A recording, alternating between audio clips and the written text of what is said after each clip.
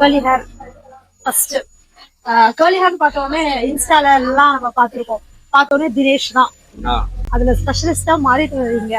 அதனால I don't want to give any try with any other hair stylist. பார்த்த உடனே okay Dinesh book பண்ணலாம்னு பண்ணியாச்சு. இப்போ you have to do the magic for me. அவ்வளவுதான். ஏன் ஆக்சுவலா இவ்வளோ ட்ரையே வச்சுருக்கீங்க?